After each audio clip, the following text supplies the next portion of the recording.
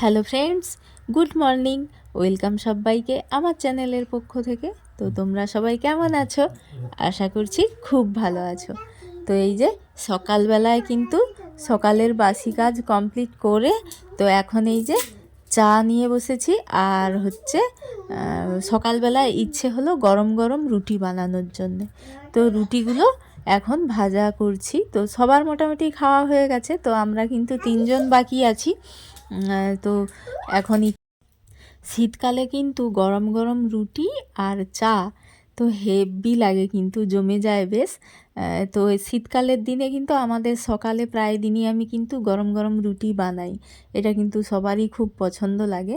তো আর এই যে রুটিগুলো কিন্তু একদম সুন্দর সুন্দর করে ফুলে একদম হয়ে যাচ্ছে। আরও কিন্তু ভালো লাগে যে এরকমটা হলে, রুটি ফুললে তো ভালো লাগে বেশ খেতে। তো এই যে আমরা 3জন রুটি আর চা আর হচ্ছে গুড় নিয়েছি। তো আমার বাটিতে গুড়ের বাটিটা দেখে ওদের বাবা মেয়ের কাণ্ড দেখো, যে এতখানি করে গুড় খাচ্ছ।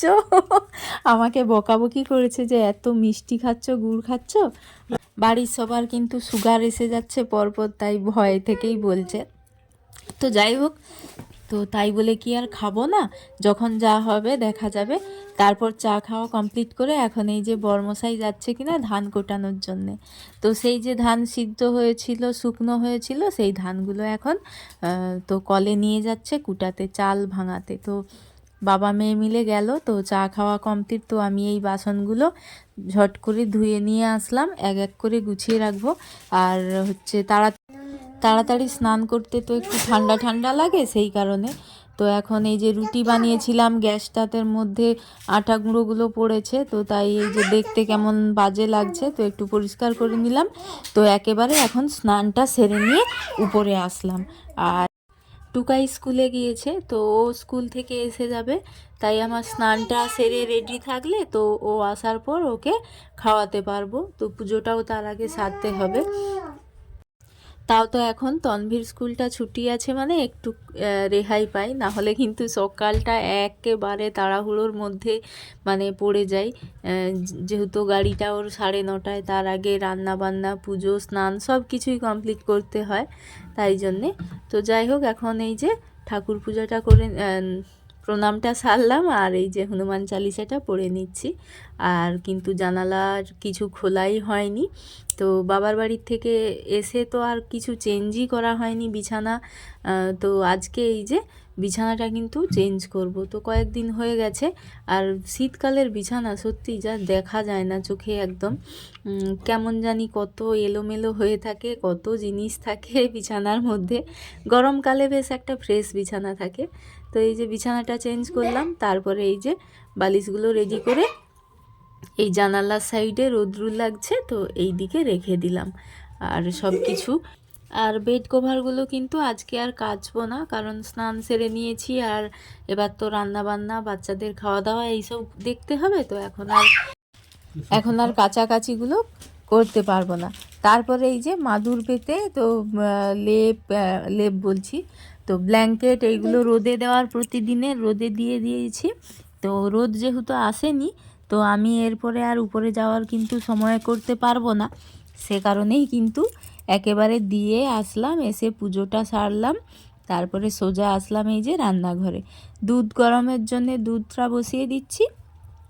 তো একেবারে অনেকটা সময় পর বাচ্চাদের খাওয়া দাওয়া তো এগুলো করে তো রান্না বসিয়ে দিয়েছি, ভাত বসিয়ে দিয়েছি, আর এদিকে সবজি তো বসিয়েছি। তো আজকে রান্না বান্নার একটু এলোমেলোভাবেই হচ্ছে। পড়ছে ছোট না বড়? বড় বড় বালতি আছে? মিথ্যা কথা, খালি বালতি। পড়ছে? হ্যাঁ হ্যাঁ, ওরা আসার পরেই আমি লাগাইছি।